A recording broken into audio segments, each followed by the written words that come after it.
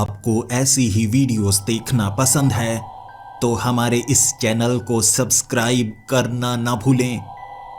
तो अब बढ़ते हैं आज की कहानी की ओर।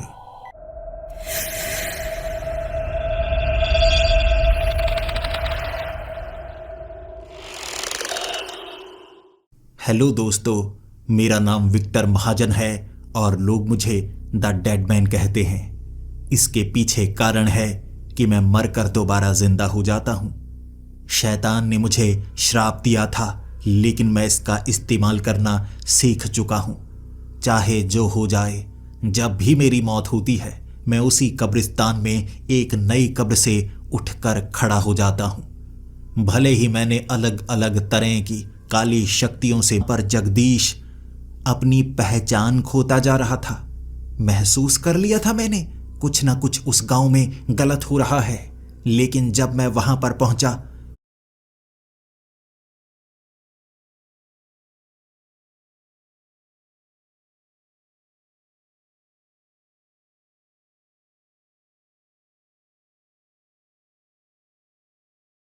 मेरी यादें धुंधली पड़ने लगी थीं।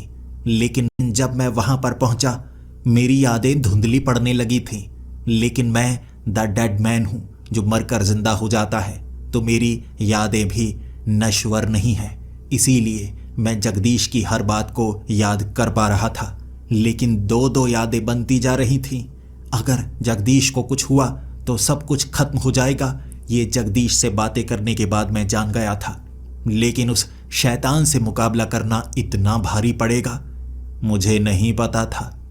मैं तो लड़ने के लिए आगे बढ़ा था, लेकिन उसने मुझे खींचकर जैसे एक तरफ गिरा दिया। वो तो गायब हो गया। मैं उस पेड़ के अंदर चला गया, और वो पेड़ कोई साधारण पेड़ नहीं था।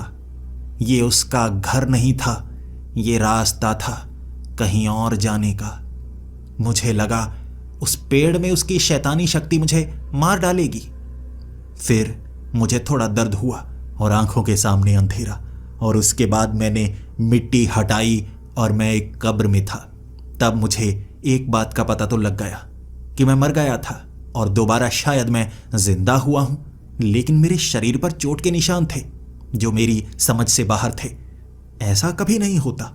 मरने के बाद जब भी मैं जिंदा होता हूं तो मेरे शरीर पर कोई चोट का निशान नहीं होता, लेकिन इस बार चोट के निशान और मेरे कपड़े वैसे ही थे जैसे उस पेड़ ने मुझे कहीं ऐसी जगह भेज दिया, मिट्टी के नीचे, जहां से हर बार मैं उठा करता हूं। लेकिन मुझे फिर से उस गांव में जाना होगा। जगदीश अकेला होगा, कहीं उसके साथ कुछ बुरा ना हो जाए। मिट्टी को एक तरफ करते हुए जैसे ही उस कब्र से मैं बाहर निकला था, हर तरफ हड़बड़ी मच गई थी। वहां पर कई लोग थे, जैसे किसी गांव से आए हुए पुराने से कपड़े पहने लोग। मुझे देखकर ऐसे डर गए जैसे उन्होंने शैतान को देख लिया हो। शायद काफी दूर से आए होंगे, तभी इन्हें मेरे बारे में ज्यादा पता नहीं होगा। आमतौर पर कई लोग मेरे बारे में जानते हैं या मेरी कहानियां सुनाई जाती हैं, लेकिन इन्हें मेरे बारे में जैसे कुछ ना पता हो। ऐसे डरे भूत भूत शैतान शैतान कहकर वो उस कब्रिस्तान से दूर जा चुके थे, और कब्रिस्तान पूरी तरह से खाली पड़ चुका था। उसके बाद इधर उधर झांकते हुए मैंने महसूस किया ये वो कब्रिस्तान है ही नहीं जहां से हर बार मैं उठा करता था। लेकिन यह असंभव है, ऐसा कैसे हो सकता है? पहले तो मुझे यह जानना होगा कि मैं किस जगह पर हूं। लेकिन लोग जिस तरह से डर कर भागे हैं, मुझे नहीं लगता आसपास कोई होने वाला है, और दूर दूर तक चार दीवारी नजर नहीं आ रही। शायद ये किसी गांव का कब्रिस्तान होगा। चलो ढूंढने की कोशिश करते हैं। उस कब्रिस्तान से बाहर जब मैं निकला था, आसपास लगे हुए कई पेड़ देखकर मुझे ये कोई पुराना गांव लग रहा था, लेकिन कोई इंसान नजर नहीं आ रहा। दूर दूर तक कोई जानवर नजर नहीं आ रहा। कैसी जगह है? मैं थोड़ा दूर तक चला था, और उसके बाद आसपास लगे हुए कुछ पुराने खंबे, कुछ ऐसी चीजें मुझे मिली जो देखने में अजीब लग रही। एक तरफ पड़ी हुई एक लालटेन नजर आई मुझे। एक पुरानी टूटी हुई घड़ी का हिस्सा नजर आया मुझे। कई जगह फटे हुए कपड़े पड़े हुए थे, लेकिन ये कपड़े काफी ज्यादा पुराने लग रहे थे, बेढंगे से वो कपड़े। और एक तरफ आ रही बदबू। ये जानवर के मांस की बदबू थी जिससे मुझे नफरत थी, और एक तरफ कई जानवरों की हड्डियां पड़ी हुई। लेकिन ऐसे गांव में जानवरों की हड्डियों को खुला छोड़ा गया है। तब सामने से आता हुआ एक आदमी मुझे नजर आया। मैं सीधा उसकी तरफ बढ़ने लगा क्योंकि मुझे उससे रास्ता पूछना था, तभी तो यहां से बाहर निकलूंगा। मुझे किस दिशा में जाना है मुझे कुछ नहीं पता था। मैंने उस आदमी को रोका और उसको कहा, देखिए भाई साहब, मेरी मदद कीजिए, मैं समझ नहीं पा रहा हूं मैं कहां पर आ गया हूं। उस आदमी ने पहले तो मेरे कपड़ों की तरफ देखा और फिर कहने लगा, ये कपड़े कैसे पहने हैं? जबकि यही सवाल मैं उससे पूछना चाहता था कि उसने कपड़े कैसे पहने हैं। लेकिन मैंने समझदारी से उसके सवाल को मोड़ा और कहा, देखिए मेरे कपड़े गिरने के कारण थोड़े गंदे हो चुके हैं, लेकिन मुझे ये जानना है ये जगह कौन सी है, मुझे बता दीजिए ना, जल्दी कीजिए, मेरे पास ज्यादा समय नहीं है। उसने कहा, ये रत्नागिरी है। मैंने कहा, रत्नागिरी? रत्नागिरी कहां पर? और उसने आगे जो जो बताया, रत्नागिरी इलाका, राज्य का नाम। ये कैसी जगह है जिसके बारे में मुझे तक नहीं पता सही से? जैसे जैसे मैं सवाल करता गया उसके जो जवाब थे वो अजीब होते चले गए। मुझे लग रहा था वो मुझे पागल बनाने की कोशिश कर रहा है, सही से जवाब नहीं दे रहा। फिर मैंने कहा, आपका दिमाग है, कैसे कैसे सवाल किए जा रहे हैं। तब उसने जब मुझे बताया कि ये 1808 है, मेरी आंखें खुल गईं और मैंने कहा, 1808? ऐसा नहीं हो सकता, 1808 में मैं कैसे पहुंच गया? ये तो साल 2024 चल रहा है ना। इस पर वो हंसा और कहने लगा, अच्छा ये साल 2024 चल रहा है तो तुम समय यात्रा करके पीछे आ गए, भाग जाओ यहाँ से, देखने में तुम कोई चोर लुटेरे लगते हो, अगर दोबारा मेरा पीछा किया या मेरे करीब आए मैं शोर मचाना शुरू कर दूंगा। ये कहकर वहां से वो निकल रहा और मैं जान गया था इस कब्रिस्तान से दूर जाना सुरक्षित नहीं होगा, क्योंकि इसके बाद मैं भटक जाऊंगा और हो सकता है मुझे मरना पड़े यहाँ वापस आने के लिए। और क्या मैं उठूंगा दोबारा सही सलामत या नहीं, इसका जवाब मेरे पास नहीं था। तो मुझे लगा मुझे वापस कब्रिस्तान की तरफ बढ़ना चाहिए, और कब्रिस्तान के आसपास कोई ना कोई तो मिल जाएगा ना, उससे कोई सवाल पूछूंगा। वापस कब्रिस्तान में पहुंचने के बाद जब आसपास की कब्रें मैं देखता चला गया, वहां पर कई कब्रें ऐसी थी जिसके पीछे पत्थर लगाया गया था और पत्थर पर लिखी गई तारीखें साफ बयां कर रही थी। सच में मैं किसी अलग समय में आ चुका हूं, लेकिन कैसे? वो शैतान समय यात्रा कर सकता है। हाँ, वो समय यात्रा कर सकता होगा, यही तो कारण है ना, तभी तो वो जगदीश की हस्ती मिटाने पर तुला हुआ था। अगर इतिहास को बदल दिया जाए तो भविष्य भी बदल जाता है, यही उसकी चाल होगी।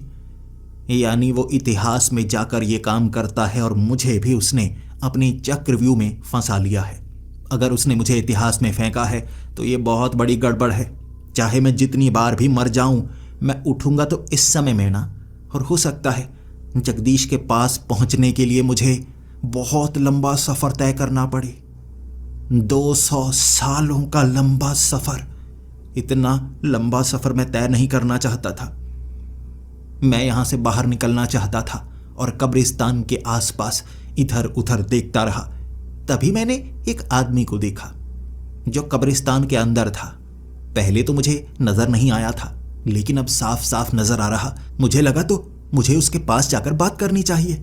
जैसे ही मैं उसके करीब गया, उसने फावड़ा ऊपर की तरफ किया और कहने लगा, रुक जाओ, मेरे करीब आने की कोशिश मत करो।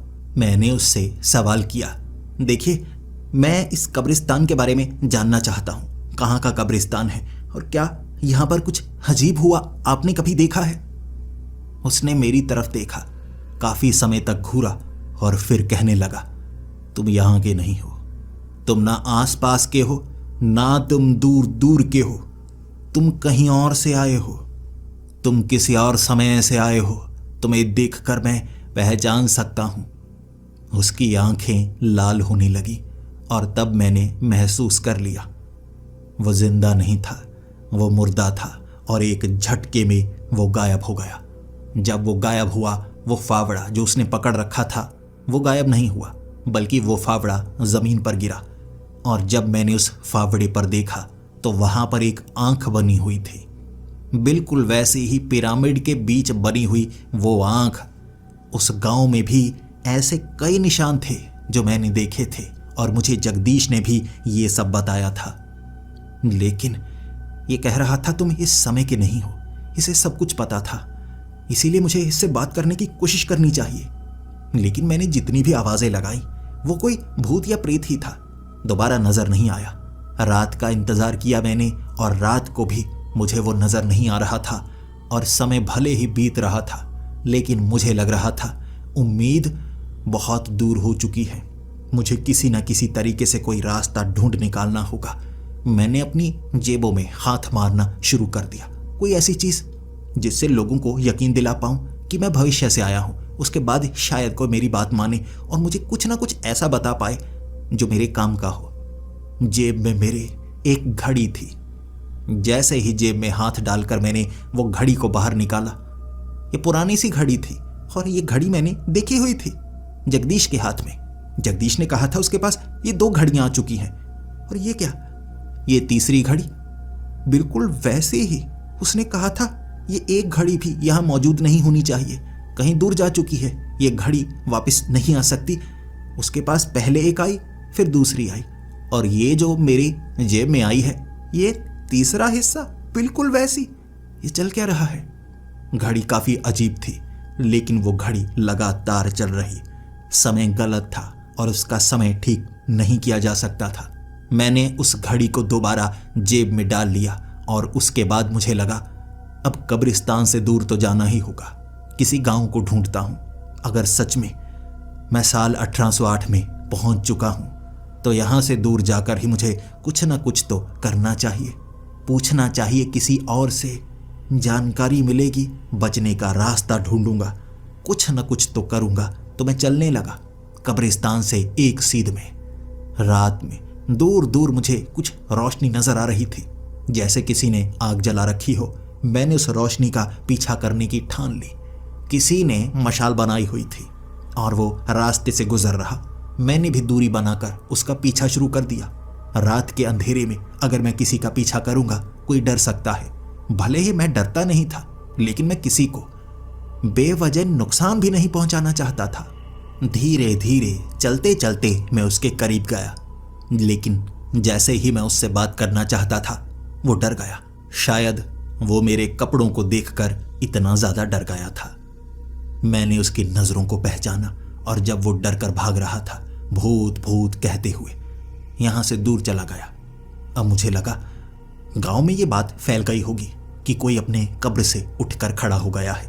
इनके लिए ये बिल्कुल नई बात होगी, ये मेरे बारे में नहीं जानते, इसीलिए मुझे अपनी पहचान बदलनी होगी। लेकिन कैसे बदलूं? मेरे ये कपड़े मेरे समय के हैं, इस समय के नहीं है तो क्या करूं? खेत बहुत ज्यादा थे वहां पर। मैं खेतों के बीच घुस गया और वहां पर एक डरावना बनाया गया था। लकड़ी का एक नकली सा इंसान पंछियों को डराने के लिए, और उसके ऊपर जो कपड़े डाले गए थे वो नए लग रहे थे, और मुझे लगा बस इससे काम बन सकता है। मैंने अपने कपड़े उतार दिए और उन कपड़ों को पहना। उन कपड़ों से अब मैं कोई गांव का पुराना आदमी ही लग रहा था, बिल्कुल साधारण, और शरीर पर थोड़ी सी मिट्टी लगा ली ताकि किसी को कह पाऊंगा कि मैं दूर से आया हूं, भटका हुआ हूं, गरीब हूं। इस तरह से किसी गांव वाले से मैं मदद मांग सकूंगा। फिर क्या था, चलते चलते मैं गांव तक पहुंच गया, और अब लोगों की नजरें उस तरह की नहीं थी जो किसी अनजान से डर रही हूं, लेकिन मैं उनके लिए अनजान जरूर था, गांव से बाहर कहीं से आया हुआ। वहां आग जलाकर कुछ लोग आग के आसपास बैठे हुए, एक तरफ लगी हुई पंचायत भी मुझे साफ नजर आ गई। जिसके बाद मैं उस पंचायत के पास पहुंचा। कई लोग मुझसे सवाल कर रहे थे, तुम कहां से आए हो? और मैंने एक गांव का नाम जो पहले आदमी से सुना था वो बताकर कहा, मैं वहां से आया हूं, मेरा झगड़ा हो गया किसी के साथ, गांव वाले मेरे दुश्मन बन गए, वहां जमींदार मेरी जमीन छीन चुके हैं। बस आपसे हाथ जोड़कर निवेदन है, मुझे बस सर छिपाने की जगह दे दीजिए, कोई घर मत दीजिए, कोई छत, बस मैं गांव में कुछ दिन रहना चाहता हूं। क्या किसी गरीब की इतनी मदद भी कोई नहीं कर सकता? गांव वाले बहुत अच्छे थे और तब मैंने महसूस किया पुराने जमाने में कितने मददगार लोग हुआ करते थे। उन्होंने मुझे एक छोटा सा घर दिया और कहा, रात बिता लो, कल सुबह बात करते हैं। फिर क्या था, बड़े आराम से रात को मैं वहां पर सोया और सुबह वो पंचायत दोबारा लगने वाली थी, लेकिन विषय बदल चुका था। वो मेरे बारे में बात करना चाहते थे, गांव वालों से पूछना चाहते थे क्या मैं इस गांव में रह सकता हूं या नहीं। उसके बाद मैंने अपनी मजबूरियां गिनाई, समझदारी का दिखावा किया और उनकी थोड़ी मदद की। गांव वाले पिघल गए और मेरी मदद को वो अपना रिश्ता ही मानने लगे। लेकिन मुझे जो जानकारी चाहिए थी वो अजीब होने वाली थी। मैंने तब कहानियां बनानी शुरू कर दी। मेरा पीछा एक ऐसी ताकत ने किया था, क्या ही बताऊं। जमीन से निकल रहा था एक आदमी, जैसे वहां पर उसकी कब्र हो और वो जिंदा हो गया हो। बार बार जमीन में जाता है और जमीन से निकलता है, ध्यान रखिएगा। गांव वालों ने कहा, हाँ, ये अफवाह फैली हुई है कि कब्रिस्तान में कोई जिंदा हो गया है। जिंदा होने वाला कोई शैतान ही हो सकता है। उसके बाद मुझे कुछ नया पता लगा जो मेरे काम का था। यहां पर एक समय वाली डायन है। वो डायन किसी का भी समय बदल सकती है, यानी जवान को बूढ़ा बना सकती है, किसी बूढ़े को जवान बना सकती है, किसी को भी गायब कर सकती है। और ऐसा उसने इस गांव में कई बार किया है। फिर क्या था, वो नाम सुनते ही मेरी आंखें खुल गई। समय वाली डायन, यानी वो मुझे मेरे समय में भेज सकती होगी। ये किस्मत ही थी कि मैं एक ऐसी जगह पर पहुंचा जहां से वापस आने का एक रास्ता भी मुझे मिल ही गया। यकीनन वो शैतान अपनी शक्तियों को रोक भी नहीं पाता होगा।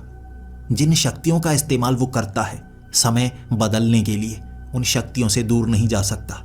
और अगर उसने मुझे मारने की कोशिश की है तो मुझे भी वहां करीब ही उसने पीछे के समय में भेजा है जहां कुछ उसके साथ जुड़ा है। बस फिर क्या था, समय बदलने वाली उस डायन से मैं मिलना चाहता था। और गांव वालों ने कहा, ऐसी गलती मत करना, तुम मारे जाओगे। मैं मुस्कुराया, उन्हें बता तो नहीं पाया, लेकिन मन ही मन में मैंने कहा, पता नहीं कितनी बार मर चुका हूं, अगर एक बार और मर गया मुझे कोई फर्क नहीं पड़ता। फिर से उठकर खड़ा हो जाऊंगा कब्रिस्तान में। कोई भी गांव का आदमी मुझे उस डायन के बारे में बताना नहीं चाहता था। मैंने पूछने की कोशिश तो की, लेकिन उनका गुस्सा देखकर मुझे लगा कि वो अगर मुझे इस गांव से बाहर निकाल देंगे, मेरे दुश्मन बन जाएंगे, तो मुझे कुछ नहीं बताएंगे।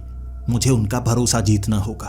और अब समय दांव पर लगा है, इसमें समय लगने वाला है। गांव में कुछ कमजोर लोग होंगे जिनसे बातें की जा सकती हैं, तो मैं बूढ़ी औरतों से बात करने की कोशिश कर रहा। तभी एक बच्चे ने मुझे पहचाना।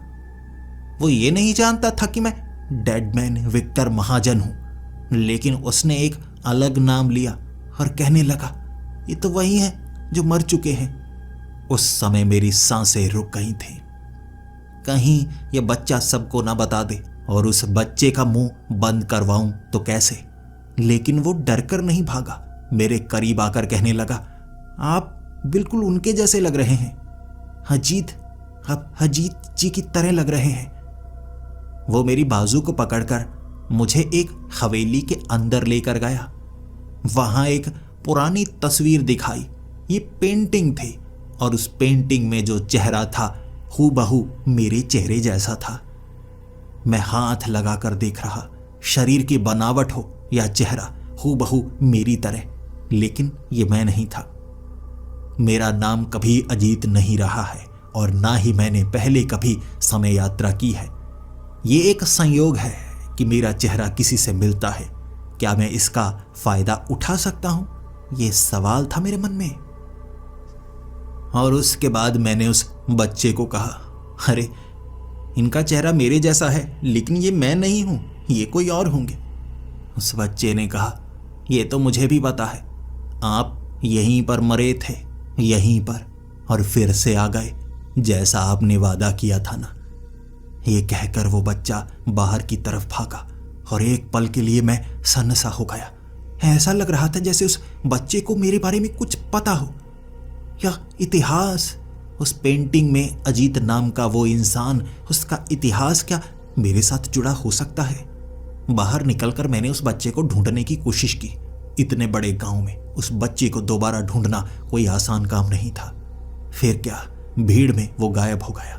दोबारा मैं उस बच्चे को ढूंढ नहीं पाया। लेकिन उस हवेली का दरवाजा मैंने खोला था तो गांव वाले कह रहे, आपको इस हवेली के अंदर नहीं जाना चाहिए था। इस हवेली के अंदर एक प्रेत है, एक प्रेत आत्मा आवाजें लगाता है। ध्यान रखिए, दोबारा इस हवेली के अंदर जाने की कोशिश मत कीजिए, आपके साथ कुछ बुरा ना हो जाए। बच्चे शरारतें करते हैं, लेकिन उनके साथ दुर्घटनाएं भी होती हैं। बच्चे मन के सच्चे हैं तो भगवान रक्षा कर देता है। बड़े लोगों की भगवान रक्षा नहीं करता, हमें खुद करनी पड़ती है। मुझे लगा मुझे इस घर में रहना चाहिए। शायद गांव वालों का भरोसा जीतना सबसे आसान होगा अगर मैं इस घर में रहूं। मैंने बाहर से दरवाजा लगाया और गांव वालों को कहा, मैं यहां पर रहूंगा। जो भी प्रेत आत्मा, भूत यहां रहता है, मैं उसे भगाने की कोशिश करूंगा। उस घर में वो रात कितनी भयानक थी। मुझे लगता रहा कोई है, आसपास कोई है, लेकिन कोई इंसान नहीं। धुआं, परछाई, ये परछाई काले रंग की सफेद में बदल जाती। धुआं जो सफेद सफेद पूरी हवेली में था, वो काले रंग में बदल जाता और जैसे मेरे शरीर पर निशान अपने आप उभरते। वो सिर्फ धुआं नहीं, जैसे उड़ती हुई राख हो। जहां पर मेरे हाथ पर वो लगती, मेरा हाथ, मेरी बाजू, मेरा चेहरा काला काला सा हो जाता। लेकिन धीरे धीरे मुझे महसूस हुआ कोई मुझे छू रहा है। ये रंग उस कारण लग रहा है, धक्का दिया जा रहा है, गिराने की कोशिश की जा रही है। शुरू में थोड़ा सा डरा, क्योंकि जिस चीज की पहचान नहीं की जा सकती उससे डरना जरूरी होता है। लेकिन फिर जब मुझे धक्के देना शुरू कर दिया गया, ये प्रेत आत्माएं थी, भटकती हुई प्रेत आत्माएं जो समय समय पर एक आकार बनाती और भयानक चेहरा नजर आता, जैसे कोई इंसान जिन्हें मारा गया हो। जिस हालत में उनकी मौत हुई हो, उनकी प्रेत आत्मा उसी हालत में रहती है। और यहां मुझे कई चेहरे नजर आए थे। कुछ चेहरे ऐसे थे जो इस समय के नहीं थे। उनके कपड़े, भविष्य के वो कपड़े मैं देख सकता था। वो सूट, वो शर्ट, वो टी शर्ट इस समय की थी ही नहीं। यानी ये जो भटकती हुई आत्माएं हैं, इस समय की नहीं है। इन्हें किसी और समय से इस समय में भेजा गया है। और ये काम कौन कर सकता है? एक ही, वही काले रंग का शैतान जो जंगल में दिखा था, जो समय को कंट्रोल कर सकता है। मुझे इस हवेली में पड़ताल करनी चाहिए। आखिर ये यहां पर क्यों नजर आ रहे हैं? बात करने की कोशिश की मैंने, लेकिन वो बात नहीं कर सकते थे। बस नुकसान पहुंचाने की कोशिश, थोड़ा जख्मी किया और उसके बाद एक ही रास्ता था मेरे पास। नर्क की आग मैं भी निकाल सकता था। जमीन में छोटी सी दरार देखकर उन्होंने मुझे नुकसान पहुंचाना बंद कर दिया और मैं उनका डर महसूस कर सकता था। नर्क में कौन जाना चाहता है? कोई नहीं है। हर कोई नर्क से दूर रहना चाहता है। जिंदगी के कष्ट अगर जिंदगी के बाद भी मिले, उनसे दूरी बनाना ही सही होता है। भटकती हुई आत्माएं या प्रेत या भूत मुझसे दूर हो चुके थे और मैं खंगालने लगा उस हवेली को। वहां पर मेरे कई चित्र लगे हुए, वो पेंटिंग्स जिनकी शक्ल बिल्कुल मेरे जैसी थी, लेकिन कुछ चित्र और भी अजीब थे। और वहां पर एक पेंटिंग देखी थी मैंने, काला शैतान बिल्कुल वैसा, और वहां पर कई ढांक कर रखी गई मूर्तियां उस काले शैतान की थीं। जैसे जैसे मैं देखता गया, उस शैतान की मूर्तियां, तस्वीरें, चित्र मुझे मिलते जा रहे थे और मैं समझता जा रहा था, यानी ये बहुत पहले का है, ये हमारे समय का नहीं है। या तो इस समय में ये आकर गया है, या इस समय से इसका कोई रिश्ता है, कुछ तो है। उस घर के अंदर जब मैंने अच्छे से देखा, जमीन पर उकेर कर निशान बनाए गए थे, पेड़ों के निशान, और साफ साफ दिखाया गया था छेद वाले पेड़। वहां जंगल में भी तो कुछ ऐसा ही था, छेद वाले पेड़, उनमें छेद थे और एक छेद में मैं गया और इस समय में पहुंच गया। कहीं सच में ये जो छेद वाले पेड़ हैं, इनका कोई समय यात्रा से रिश्ता तो नहीं? घर के आसपास कई जगह मैंने पेड़ देखे, बड़े बड़े पेड़। उन पेड़ों में छेद तो थे लेकिन बेहद छोटे छोटे, और वहां पर वो जो छेद वाले पेड़ थे उनका आकार ज्यादा बड़ा, उनकी पत्तियां ज्यादा बड़ी, उनकी टहनियां ज्यादा मोटी, और रंग भी हर बार अलग अलग सा, जैसे उन पेड़ों को बनाया गया हो। ये कोई साधारण पेड़ नहीं थे, इसीलिए मुझे उन पेड़ों के बारे में कुछ ना कुछ पता तो करना ही था, लेकिन गांव वालों से कुछ भी जान नहीं सकता था। रात तो गुजार ली मैंने, लेकिन अगले दिन जब मैं लोगों से पूछता जा रहा, उन्हें इन पेड़ों के बारे में कुछ नहीं पता था। उन्होंने कहा, ऐसे पेड़ तो बहुत समय पहले से यहाँ पर मौजूद हैं, लेकिन कुछ नया इनमें नहीं है। किसी को नहीं पता था कि इन पेड़ों में बड़े बड़े छेद भी हो सकते हैं और इनके अंदर कोई शक्ति भी हो सकती है। इसका पता मुझे खुद लगाना था, और मैंने इसका पता लगाने की ठान ही ली। गांव का मुखिया, मुझे लगा उसे धमका कर ही मुझे सच का पता लगाना होगा। ऐसे तो कोई कुछ बताने वाला नहीं। हर कोई मुझे नखरे दिखा रहा था, गुस्सा दिखा रहा था, और जब मैंने जमीन में वो दरार बनाई और मुखिया को उसके बीच लटका दिया, मौत से हर कोई डरता है, और जब मैंने नर्क की वो ताकत दिखाई थी और नर्क के वो शैतान जब उस मुखिया को नजर आए, उसकी हालत इतनी पतली हुई, वो तो अपनी हर सच्चाई बताने लगा। जिंदगी में उसने क्या क्या गुनाह किए हैं उसके पश्चाताप के बारे में बातें कर रहा, लेकिन मुझे एक ही चीज के बारे में पता करना था, समय वाली वो डायन। वो डायन जो समय बदल सकती है, उसके बारे में बताओ मुझे। मुखिया ने सब कुछ बता दिया। जंगल के खास इलाके में वो समय वाली डायन रहती है, और उसने गांव के लोगों को सिर्फ इसलिए जिंदा छोड़ा था कि वो किसी को कुछ नहीं बताएंगे। डायन इतनी बुरी भी नहीं है, लोगों को बेवजह नहीं मारती, लेकिन जिसे मारती है बड़ा तड़पा कर मारती है, ऐसे समय में भेजती है, उसका ऐसा समय बदलती है कि वो तड़पने लगता है। बस उसका पता मुझे लग गया था, लेकिन मुखिया ने कहा था वहां जाना आसान नहीं होगा, वहां कुछ भी हो सकता है। कुछ भी का मतलब मौत से ज्यादा तो कुछ नहीं होगा ना।